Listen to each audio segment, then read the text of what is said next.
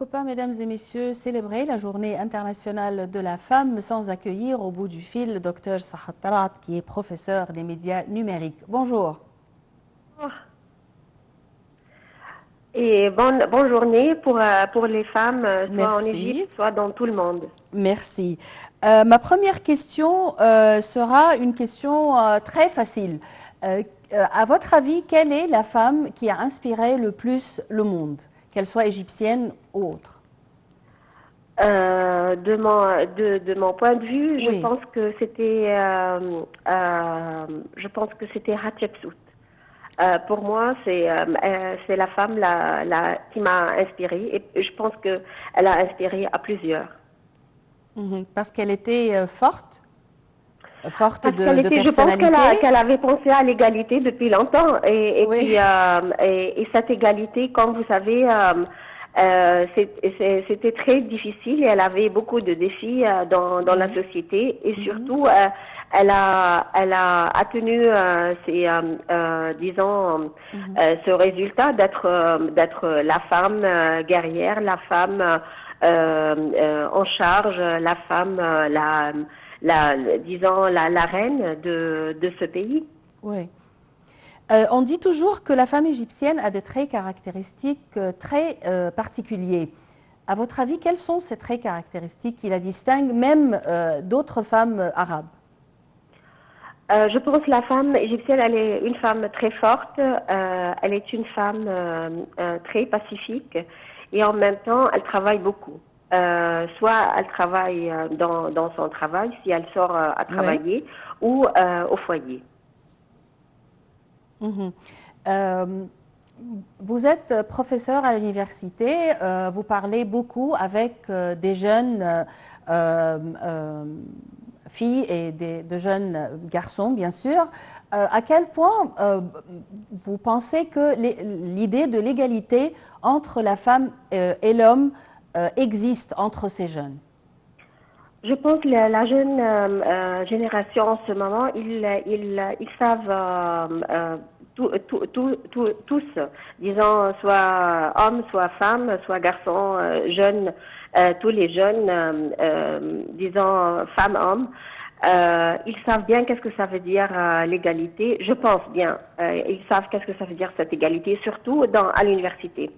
Et aussi, ils savent bien qu'est-ce que ça veut dire les droits. Et je pense les réseaux sociaux et aussi d'être exposé à plusieurs expériences internationales, ça a créé comme une soutenance des agents de changement pour la vision féministe qui existe dans le monde. Et je trouve bien, par exemple, que ça existe entre les collègues, disons les étudiants collègues. Par exemple, tout le temps, cette compétition, elle n'est pas basée sur la compétition de genre. Elle est basée sur la compétition d'information, d'apprentissage et d'autres perspectives.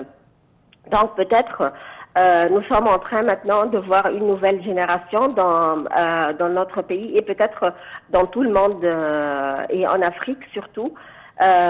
Surtout les jeunes éduqués, ils sont très progressifs du point de vue de la vision de la femme. Et qui est l'homme à travers l'histoire, qu'il soit égyptien ou non égyptien, qui a aidé cette instigation du féminisme? C'est Qasem Amin,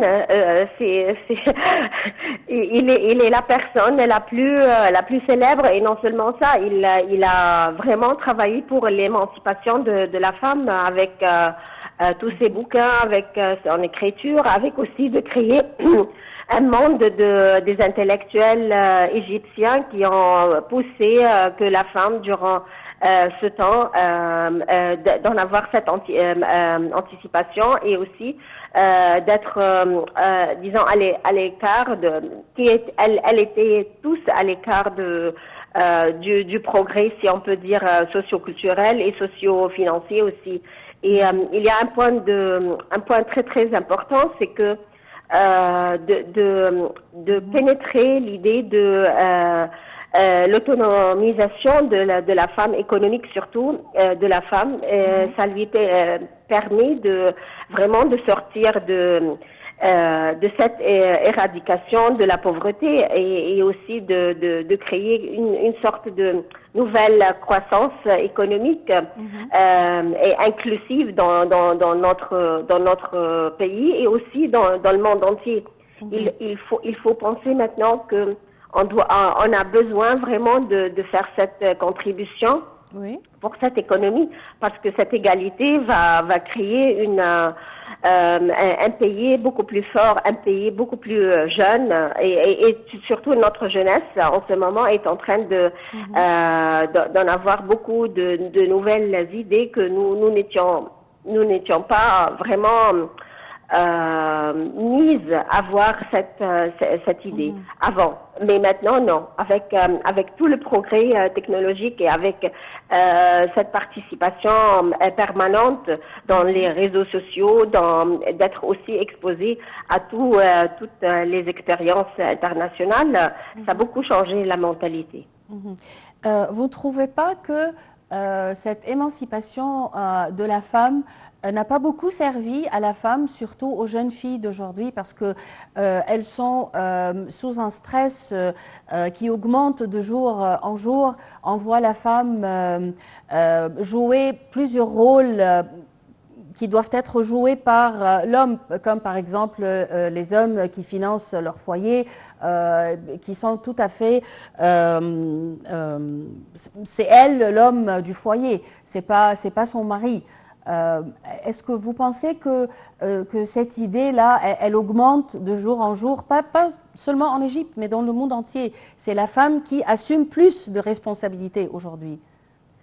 Oui, la femme est en train d'assumer beaucoup plus de responsabilités parce que aussi peut-être on doit voir aussi les conditions de vie en ce moment, et aussi on a besoin d'en avoir par exemple ce changement, disons, du point de vue international, de passer à une société qui a beaucoup plus de soins pour l'équilibre dans la société. Mais vous voyez bien que, par exemple, je parle des situations, par exemple, des femmes rurales.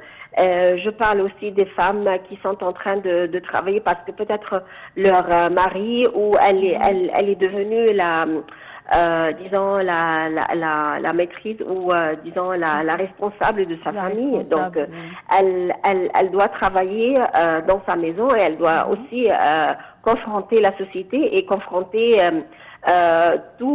disons tous les problèmes qu'elle est en train d'assumer parce que elle fait tous les deux. Je ne pense pas que toutes les femmes sont en train de passer par ce chemin, mais de plus en plus on voit en ce moment les opportunités pour les femmes et beaucoup plus de défis pour les opportunités équilibrées et balancées pour les femmes. Et ce qui nous mettre, par exemple, qu'on n'a pas, par exemple, le même, disons, le même salaire, par exemple, dans plusieurs pays. Aussi, nous sommes en train de voir qu'on a de plus en plus de pauvreté entre les femmes qu'entre les hommes. Et on voit qu'on a de plus en plus beaucoup de responsabilités, soit responsabilité sociale, soit responsabilité aussi politique, parce que il faut penser par exemple aux femmes entrepreneuses, donc elles sont en charge de son entreprise et en même temps elles sont en charge de sa famille et plusieurs et peut-être aussi je vois que c'est culturel parce que peut-être dans notre culture en ce moment les hommes sont en train de dire ok d'accord, laissez-nous voir vos horizons de responsabilité. Et ça crée un peu comme un défi pour l'homme et pour la femme en ce moment. Parce qu'on a besoin d'en avoir de plus en plus de communication mutuelle et aussi un standard de responsabilité entre les deux qui est basé sur une égalité d'opportunités. Mais on ne voit pas ça, et surtout cet accès à la femme d'en avoir une vie, disons, ou par exemple, les lois ou les règles dans les travaux permet aux femmes d'en avoir, par exemple, des vacances et tout ça. Mais quand elle est en train de prendre ses vacances, en ce moment, l'homme est en train aussi d'en avoir beaucoup plus de chance, d'en avoir beaucoup plus d'expérience professionnelle. Et c'est pour cela qu'on a cet écart entre les deux. D'accord. Merci beaucoup, Dr Sahar Talat, professeur des médias numériques, pour vos éclaircissements. Merci, mesdames et messieurs, pour votre attention et à la prochaine.